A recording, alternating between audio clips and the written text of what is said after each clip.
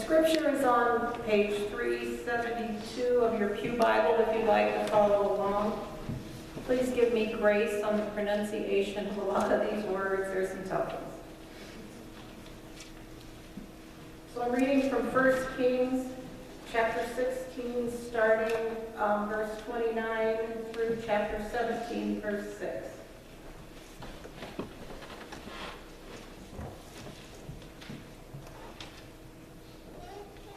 In the 38th year of Asa, king of Judah, Ahab, son of Omri, became king of Israel, and he reigned in Samaria over Israel 22 years. Ahab, son of Omri, did more evil in the eyes of the Lord than any of those before him. He not only considered it trivial to commit the sins of Jeroboam, son of Nebat, but he also married Jezebel, daughter of Ethbaal, king of the Sidonians, and he began to serve Baal and worship him. He set up an altar for Baal in the temple of Baal that he made in Samaria. Ahab also made an Asherah pole and did more to provoke the Lord, the God of Israel, to anger than did all the kings of Israel before him. In Ahab's time, Hiel of Bethel rebuilt Jericho. He laid its foundation at the cost of his firstborn son, Abiram, and he set up its gates at the cost of his youngest son, Segub, in accordance with the word of the Lord spoken by Joshua, son of Nun. Now Elijah the Tishbite from Tishbe in Gilead said to Ahab, "As the Lord, the God of Israel, lives, whom I serve, there will be neither dew nor rain in the next 5 years, except at my word." Then the word of the Lord came to Elijah, "Leave here, turn eastward and hide in the Kerith ravine, east of Jordan.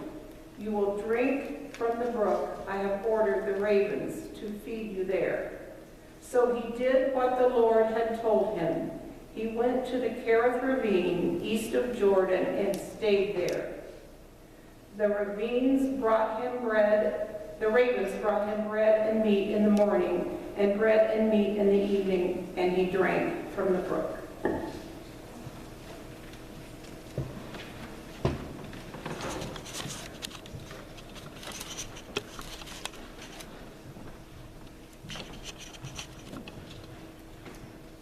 Good morning. Hope my voice holds out. It's a little rough this morning.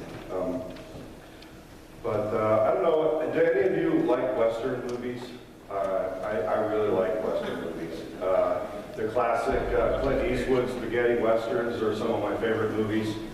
And, there's something about me, even though I'm a pacifist, there's something about me that enjoys a good showdown, enjoys that kind of climactic end, the inevitable face-off between the hero and the villain that comes at the end of that kind of movie.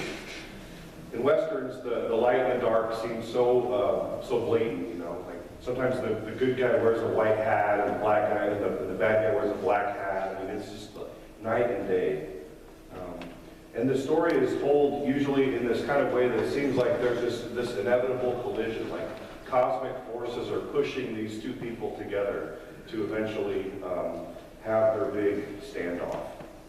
I watched new version of The Magnificent Seven with Denzel Washington the other day. You couldn't even get it in a video store. I had to ask for it in the back, and somebody had just brought one in. It was a great movie, and it was something that really helped me to just fall back in love with Western movies again. There were many minor heroes and villains in the movie. There was a robber baron. There were these townspeople, caught in this really messy situation, this desperate, hard time. And one of the first scenes of the movie is this Wild Western town hall meeting, and these people are talking about this deal that they had gotten. Basically, someone had given them an offer on their land that was like half the price of what it was worth. In this town that they had founded, they had built it with their own hands, and the townspeople are sitting in this church and they're discussing what they should do. Should they take this deal or not. And all of a sudden these armed men walk into church and they start telling the people that's the best deal that they're ever going to get. And they throw the people out of the church, they throw gasoline in the church, light it on fire. That's right. That's how the movie starts out. I mean, that's really pretty dramatic. And this one guy who stands up and he talks to this robber baron guy. He's like, "What kind of a man are you?" And he gets killed right at the very beginning of the movie. And the whole rest of the movie really is kind of a revenge movie. You know, his widow wanted justice, and she even says, "I want justice, but I'll settle for revenge." You know, this classic Western story. And so, in many ways, though, the story of Elijah has a lot of the things that remind you of the way that we would tell a Western story in our culture. There's so many things that make a good Western a good Western, that are alive in the text here. In many ways, Elijah is something of a wild man, somebody who lived off like a Bedouin in the desert, that wandered around, you know, like the man with no name in the Clint Eastwood movies or something. I mean, Elijah, the Tishbite doesn't mean anything. Nobody knows where he came from or what his people were. All that's clear is that he was just really an Israelite. And so Elijah shows up as something of a wild man, something of an unexpected outsider. And he speaks up when no one else will. When all the good people are just kind of cowing their heads and trying to hide and keep their nose down and just keep on going, hoping that the bad times will pass, God sends this prophet to come and stir up trouble. And he speaks up when no one else seems to. And he has these mysterious origins. And he comes to show courage in a really dark time. The people of God are essentially held hostage, just like the people of that town in the movie, by this evil king, one of the evilest kings that in all of Israelite history. And the prophets of God have been browbeaten into submission. You know, and people are tempted to just give up and walk away from their faith, walk away from God, and follow this easier, softer path that's presented to them of just bowing down to Baal and doing what everybody else is doing. You know, we may not get a lot of information about Elijah, but we sure get a lot of information about Ahab, one of the most evil kings of the northern kingdom. One of the most famous kings, it was hard to make out a little bit because Pat didn't really know how to pronounce some of those horrible Hebrew names that we hear in this passage, but one of the most infamous bad kings of Israel's history is a guy named Jeroboam, the son of Nebat. And he is hands down. In fact, other kings are weighed how bad they are by this one guy. He led the people in idolatry. He was this person. So a lot of times in the genealogies, it'll say something like, "And he followed in the ways of Jeroboam the son of Nebat." I mean, it's over and over and over again. This is the bad person who led the people down the path of idolatry, the first person to really take a bad turn. And so he's this kind of archetypal bad king that we see. But Omri, Ahab's dad, was even way worse than him. And Ahab was even way worse than him. You know, the writer gets pretty personal here, saying that Ahab and his father were more evil than anybody who had come before them. And Ahab not only did the same things as Jeroboam, the son of Nebat, but he did those things, and to him, those things were trivial. He didn't even have any warning bells go off. He just didn't even care at all. And he had this infamous political marriage to Jezebel. He built this altar to the storm god Baal for her, where he worshipped regularly. And we get this kind of long story short summary at the end of it. Like, it's almost like there's so many bad things about Ahab that they just got to move on. Like, they just got to say, we just got to make a long story short and say that he did more evil. He made God madder than any king before him ever could. You know, Ahab's villain credentials are just through the roof at this point. But the real hero and the real villain, as you read this story, as we go through this series, that what I want you to see is that it's not just Elijah and Ahab that are really the hero and the villain. The true villain is Baal, and the true hero is the Lord. And God called Elijah to confront Ahab and the priests of Baal. And what we see here is in this drought that Elijah brings, is that Baal is a storm god. So this is a direct theological war that's being waged. As God makes this drought, it's not only a rebuke of the people or causing the people to suffer, it is to take the thing that people expect from Baal and and take that power away, to show that the Lord is really the God and that Baal is really a fake God. And so this brings the impotence of Baal to display. And like the people in the Magnificent Seven whose church had burned down, confronting Ahab would often lead to a swift death. This was something that you didn't want to do, you know. Those who had experienced the hard times were at this temptation to just follow with the ways of Baal. The king had prophets of Baal as his advisors, and the queen was this villain in her own right, this evil person. And so speaking up can get you killed, but worshiping Baal is actually the fast track to prosperity, to getting influence from the king, to being looked favorably upon by the people who are powerful. And with most religious leaders who loved the Lord, they were discouraged. They were looking at like the future was pretty bleak for them. And they had this apathy in their hearts toward God. And Elijah rose up when the people of God were on the ropes. He came as an outsider, an unlikely prophet. You know, being a Tishbite means we don't really know anything about him, except he was this obscure nomad, a figure kind of like Melchizedek, who may have not been a Hebrew by birth, but who loved the Lord and worshiped the God of the Hebrews. And Elijah said a few just powerful words to the king. In Western terms, this would be like Elijah calling out Ahab. It's like God was calling out Baal. And God had a word for this abuser of power that enough was enough. That there would be no water to show the impotence of this false god. That there would be no peace for Ahab if he didn't repent and turn his people back to the Lord.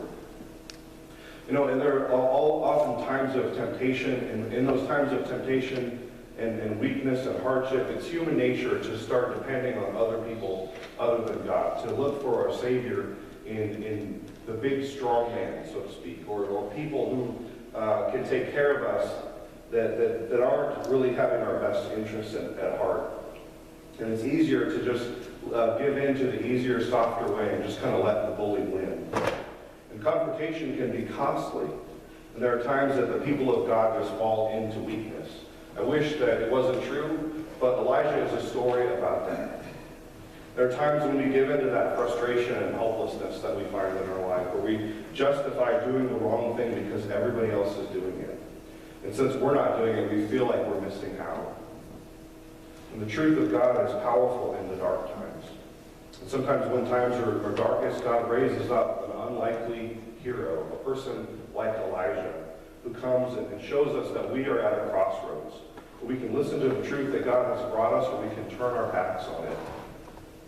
You know, when we think about manipulation, one of the things that I discovered was that we often think about manipulation as if it's something that happens to you. But deception is something that you participate in. When someone is conning you, you are putting yourself in a position where you are giving them credit. Sometimes there's like warning bells that go off like along the way, where we are tempted at various points to say, I think I'm being manipulated, but we still go through with it. We still think that if we go along with it, that it'll be okay, that we're different, that we're special, and everything will be fine. And I think it's easy to participate in that and not realize that we do. To stop listening to God and stop listening to reason. To get caught in this kind of death spiral. And sometimes God sends us someone like Elijah, someone on the outside that can confront our backsliddenness and apathy.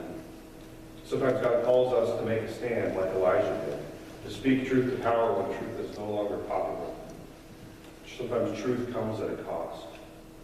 And so Elijah has no pedigree, he has no authority, no famous lineage. His authority comes only from obedience to God. And he has no one else to show that he has no one else but God's truth that he brings with him. And the only power that he comes, the only authority he has is just being willing to listen and obey and do his little part in God's showdown with the prophets of Baal. The role of a prophet, and it's hard for us to think about that because we have this kind of box that we don't have the box of prophet in our society, but the role of a prophet is a role that's fueled by frustration. It's a role that's kind of to be a holy complainer. A prophet took the complaints of the people to God and the complaints of God to the people. And you or I might not be called to prophetic witness, but that doesn't mean that God can't give us holy frustration now and then. Give us this holy frustration that needs to come out, just like it came out through Elijah. That doesn't mean that as Christians that we can be jerks or that we can use our knowledge of God as a way of throwing our weight around. But it does mean that we can't settle for the false peace of denial, the false peace of not looking in the bully in the eye and shrinking away. I was at Walmart the other day at the customer service line to get a couple of rolls of quarters, and there was this guy in front of me in line who was drunk and he was smelly and he was just being really mean. And he was trying to return some items and he wanted cash, and the person there, they had this policy at Walmart that he would only get like in-store credit, and this guy was belligerent and mad about it. And he started to cuss out the lady in the line in front of me. And I wanted to say something, and the guy behind me started yelling, and he was angry. He was cussing at the man. And this whole situation looked like it could go really bad really quickly. But the lady at Walmart who was dealing with this guy, she was just calm and respectful. I mean, she stood up to him. She looked him in the face. She said just what needed to be said. She was confronting this person as he treated her disrespectfully in just this way with grace and power. She was not willing to throw her job away just because this guy was being a jerk. She was not willing to give him any authority or power over her that wasn't his right to have. And eventually the guy went away, and I was able to talk to this lady and tell her just how much I looked up to the example that she set. You know, some people are just looking for a fight, and some people are just running from a fight. But true prophets of God don't do either of those things. They just say what needs to be said. They hold up the banner of truth in the good times and in the bad times. And we see it clearest in the bad times. But they're the same people all throughout. And God told Elijah to bring a hard word to Ahab. God told Elijah to go off into the wilderness. Both of those things, Elijah was just obedient. And he trusted that God would provide and take care of him as he followed in that obedience. When I came back to Oregon after the recession of 2008 to 2012, times were really hard financially. And I was told by my employer that if I should do something unethical to get my unemployment insurance, and I wasn't willing to do that. And I can tell that my employer thought that I was being ridiculous and stubborn and stupid and hindered by morals and values that he didn't share. He was baffled by this costly path that I had chosen for myself. But the truth is, despite working for this man, he was asking me to do something that was outside of his authority. God had called me to do something. And he hadn't called me to do something. He didn't even care. And he was trying to tell me to do something that was wrong. And I just had to stand up to him. And that's pretty tempting to do, pretty hard to do sometimes when we have financial needs in our life, when we have medical problems, when we have people in our family that are actually suffering for righteousness. And so it was God, though, that was calling me to do this, to walk this path. It was God who would get me through. And I wasn't going to let this one person tell me that I couldn't follow the path that God had called me on. That I just kind of made my little stand. I mean, it wasn't something that you're going to see in a Clint Eastwood movie, but it was just something I had to do. And you know, Elijah was fed by ravens. And in that same process of going through this waiting time, this difficult time as we had these great financial needs, doctor bills and things like that, the Lord provided. It wasn't breadcrumbs and meat from ravens, but God provided for me and my family. And I just want to say that God has called you to this place. God has called you to serve Him. He's called you to keep your eyes fixed on the truth. Called your hearts to be set apart for Him.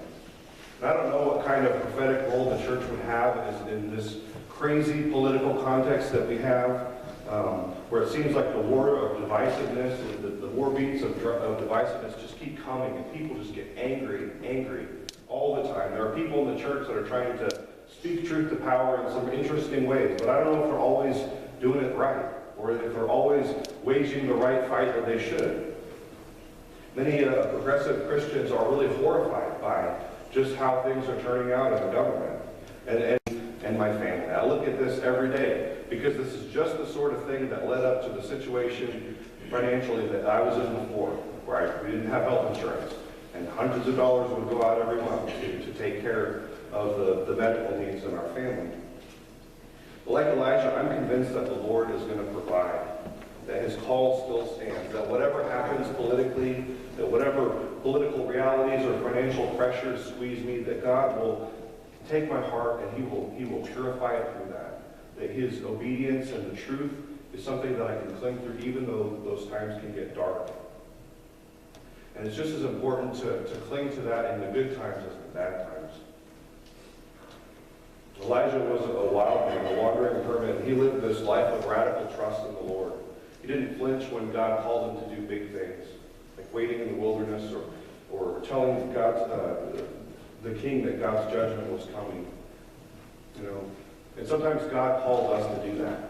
And I don't know what the future holds for the church or you personally, financially, but I do know that God is bigger than the situation that we're in. And we might be tempted at various points to think something like, what can I do? I'm just a Tishbite. I'm just a nobody. But the Bible's full of people who were nobodies, who trusted God and did wonderful things, great things for the Lord. If we can just let God work in us, if we can just be filled with His Spirit and cling to His truth, I have a feeling that everything's going to be okay. And even if things are hard, God is still at work. The truth of God doesn't change. Called people who respond to the truth of God and live it out in obedience still matter and still make a difference. People err, and sometimes they need a word of correction that comes to them to bring the truth. And sometimes they need a word of truth that breaks free of the apathy that they face.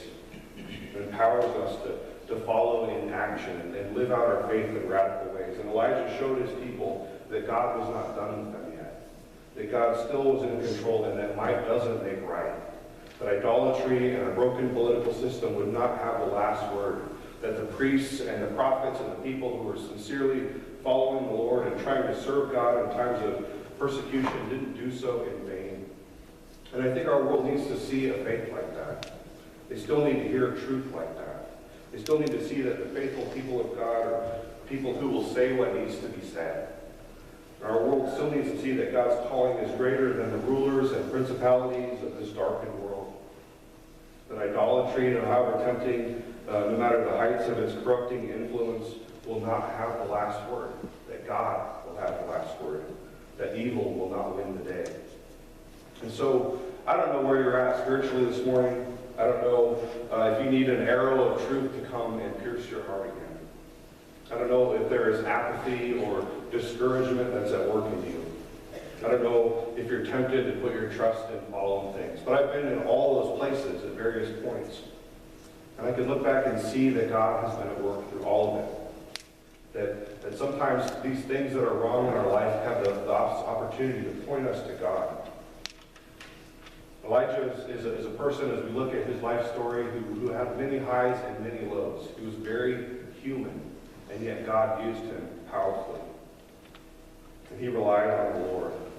And at many points, he comes to the end of himself, and just has to let God stop and take care of him. But Elijah was also like a bull in a china shop for God. He brought truth like a sledgehammer, and sometimes people need that. And I think our world sometimes needs that. And it seems like every day it needs it more and more.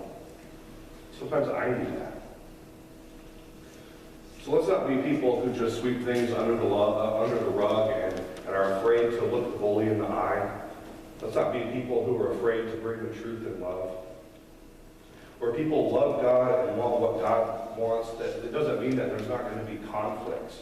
But it does mean that there's freedom in that, because if we all want what God wants, it will get there eventually. And there's fruit in working through the messiness of that relationship, but where someone is not interested in hearing from God anymore, the truth of God will always offend them.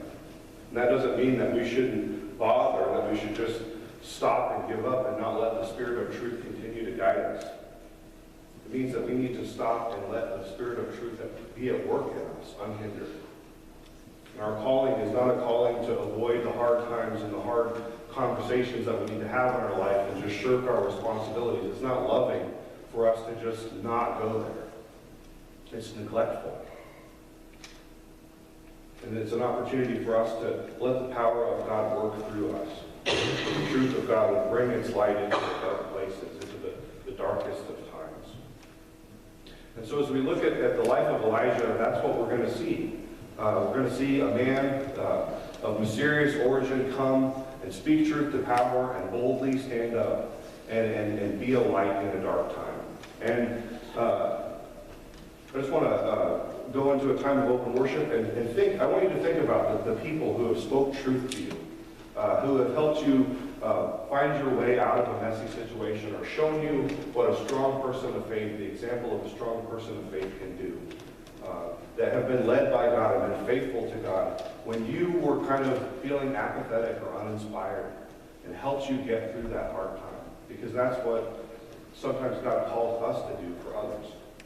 And so as we go into our time of open worship, I just want you to think about people who have invested in you, people who have set that example when things were hard and shown you how you are called to respond in faithfulness.